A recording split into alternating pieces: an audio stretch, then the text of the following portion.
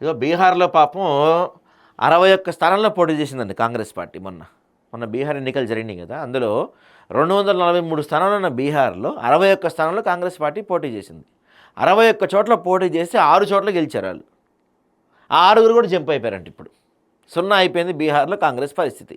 రాహుల్ గాంధీ గారు మీరు ఇప్పటికీ ఓడిపోయిన ప్రతిసారి ఈసీ అట్ట చేస్తుంది, ఈసీ ఇట్ట చేసింది, ఈసీ అది, ఈసీ ఇది, దొంగోట్లు, మీరు ఈవీఎంలు ట్యాంపరింగ్ చేశారు, ఇలాంటి రకరకాల కారణాలన్నీ చెప్తా ఉంటే ప్రజలు ఒకసారి వింటారు, 2 సార్లు వింటారు, 3వసారి ఇది. బీహార్లో సున్నా అయిపోయింది మీ పార్టీ పరిస్థితి. మీరు దీని గురించి ఆలోచించుకోవాలి. బీహార్ రాజకీయం అనేపై కాంగ్రెస్ అంతర్ధానం కానుందా? ఒకప్పుడు ఏకచక్రాధిపత్యం వెళ్ళిన ఆ రాష్ట్రంలో దాని ఉనికి ప్రశ్నార్థకం అవుతుందా? తాజా రాజకీయ పరిణామాలు దీన్నే సూచిస్తున్నాయి.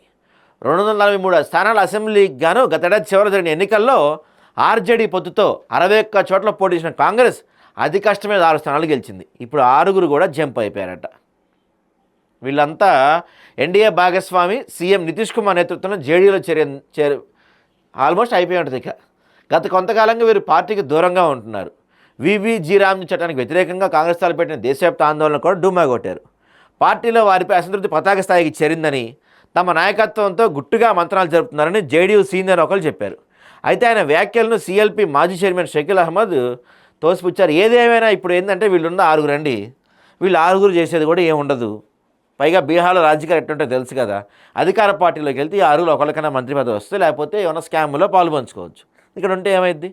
కానీ ఇక్కడ ఈ విషయాన్ని రాహుల్ గాంధీ గారు అనాలిసిస్ చేసుకోవాలి. 61 చోట్ల పోటీ చేస్తే గెలిచిందే 6గురు. పోనీ 6గురన్నా మీ పార్టీలో ఉంటున్నారంటే లేదు. గతంలో బీహార్లో ఏకచక్రాధిపత్యం వహించిన మీ పార్టీ ఈరోజు అక్కడ సున్నాకి పరిమితం అయ్యే పరిస్థితి వస్తుంది.